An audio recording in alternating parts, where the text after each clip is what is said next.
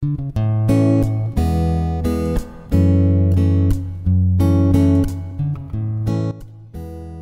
ini kita hidup di zaman yang menuntut semuanya serba instan dan cepat. Sampai-sampai dalam mencapai kebahagiaan pun kita menginginkan cara tercepat untuk mencapainya. Bukan hanya itu, kadang untuk mewujudkan cita-cita, bahkan untuk mencapai kesuksesan suatu bisnis, kita menginginkan cara yang paling instan dan tercepat. Sehingga begitu kita menemukan rintangan yang menghalangi kita mudah sekali untuk menyerah dan segera beralih mencari pilihan-pilihan lainnya. Padahal kalau kita menyadari kebahagiaan, kesuksesan, pencapaian cita-cita terbaik, tidak ada yang semuanya dapat dicapai secara cepat dan instan. Semuanya membutuhkan proses yang panjang dan mungkin tidak kita senangi. Sejatinya hidup kita ini adalah sebuah perjuangan. Masalah yang silih berganti, hilangnya orang-orang terdekat kita, naik turunnya bisnis, bahkan sampai kita harus kehilangan apa yang paling kita senangi. Karena sejatinya semua yang kita perjuangkan, semua yang kita inginkan itu ada harga yang harus kita bayarkan. Tapi ketika kita lihat banyak sekali orang yang tidak siap untuk menerima tantangan-tantangan yang akan diberikan dalam hidup ini. Banyak dari kita yang memilih untuk bersembunyi dan lari ketika dihadapkan dengan masalah yang harusnya memang itu dihadapi. Baik semua, kembali lagi bersama saya Habibi dari channel Bincang Santai. Pada kesempatan kali ini kita akan berdiskusi membahas tentang kenapa sih banyak orang gagal menghadapi hidupnya, terutama menghadapi tantangan-tantangan kehidupan yang mana itu akan membentuk kita menjadi lebih dewasa, lebih siap untuk ditempa jalan hidup yang kita pilih. Dalam salah satu bukunya, Paul Gestalt menceritakan akan adanya adversity quotient. Adversity quotient ini adalah kecerdasan manusia dalam menghadapi tantangan atau kesulitan dalam hidup. Kebanyakan orang itu mudah menyerah ketika menghadapi masalah yang ringan, kadang juga menyerah. Padahal dia belum tahu kalau ternyata hidup itu juga banyak tantangan-tantangan yang lebih berat dari yang dia bayangkan. Nah, menurut Paul Gestalt ini, ada 3 tipe orang ketika menghadapi suatu masalah, yaitu quitters, campers, dan juga climbers. Nah, tipe quitters ini biasanya mereka memilih mundur dan berhenti di awal ketika menghadapi tantangan yang harusnya dia hadapi. Jadi sebelum dia maju, sebelum dia melangkah, dia sudah mundur duluan. Apakah teman-teman merasa dirinya seperti ini? Jadi dikasih tantangan yang mungkin teman-teman belum bisa membayangkannya, tapi teman-teman sudah berpikiran buruk, sudah merasa dirinya nggak bisa menghadapi, terus belum dihadapi sudah mundur duluan. Kemudian tipe yang kedua adalah campers, di mana orang yang sudah mencoba tapi tidak sungguh-sungguh dalam mengejar tujuannya, sehingga pada titik tertentu dia akan menyerah karena merasakan tidak bisa dan lelah untuk menjalankan tantangan-tantangan dalam hidupnya. Mungkin kita sering kali merasakannya. Kita menginginkan goals yang besar, tapi karena ternyata kita sudah nyemplung dan melihat tantangannya begitu besar, akhirnya kita memilih balik kanan. Artinya kita mundur. Nah, yang ketiga itu adalah tipe-tipe climbers. Dimana orang yang pada tipe ini terus berjuang dan berusaha untuk selalu mengatasi setiap tantangan yang akan dia hadapi.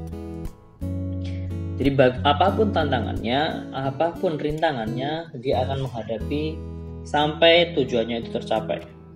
Nah, pengen gak sih teman-teman semuanya itu bisa menjadi tipe-tipe seorang climbers ini? Ada 4 cara agar teman-teman bisa untuk menjadi pribadi yang lebih baik lagi, terutama ketika menghadapi tantangan.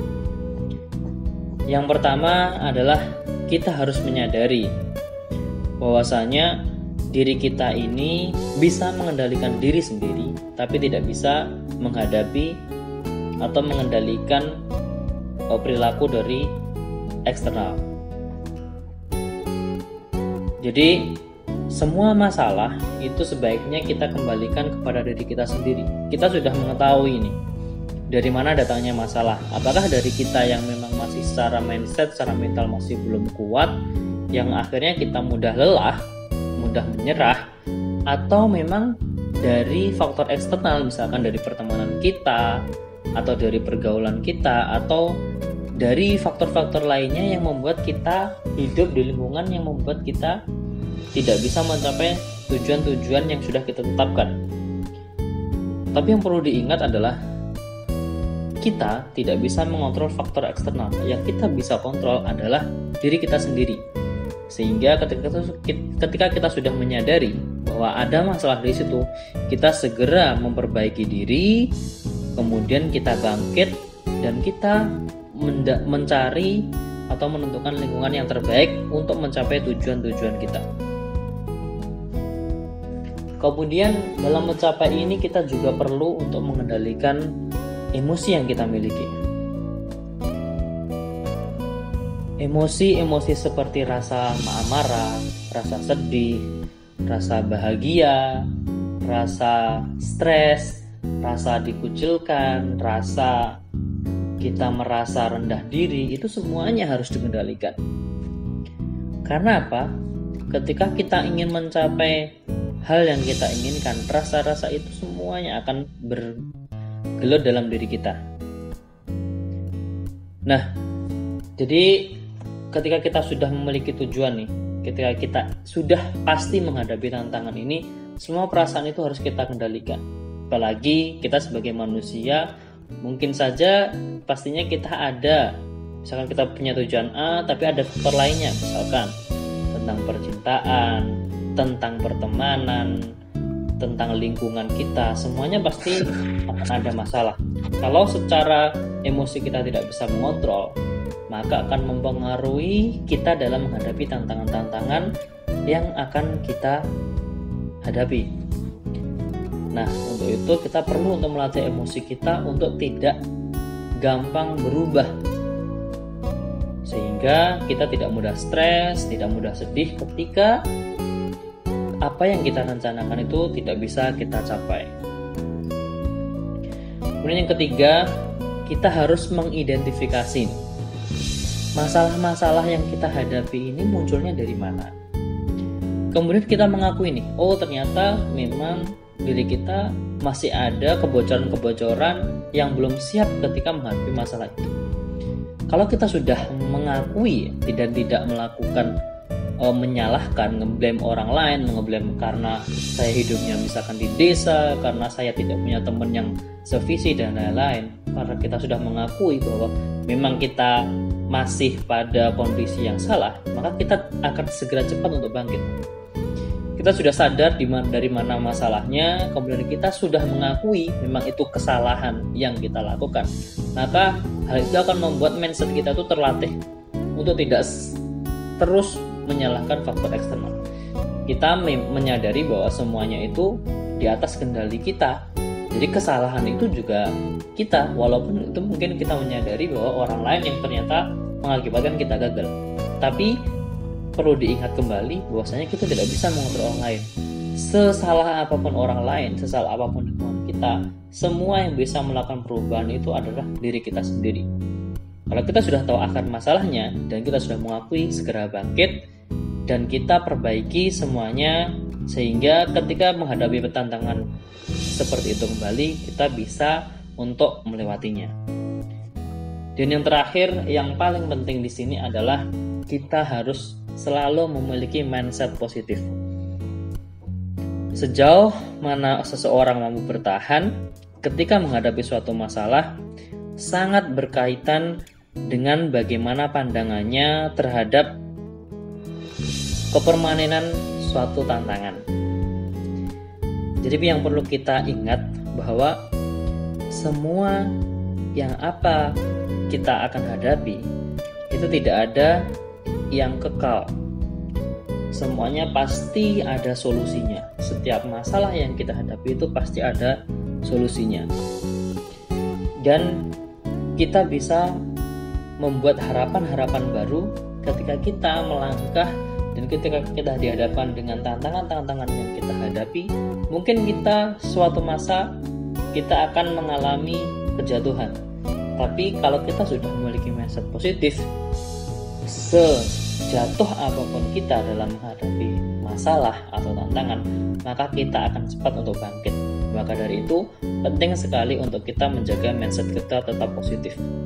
Sehingga semua tantangan yang akan kita hadapi sebagai ujian hidup bisa untuk kita selesaikan. Mungkin itu saja untuk sesi podcast kali ini. Terima kasih sudah mendengarkan. Apabila bermanfaat, jangan lupa untuk like, comment, dan subscribe. Sampai jumpa lagi di Bincang Santai. Terima kasih.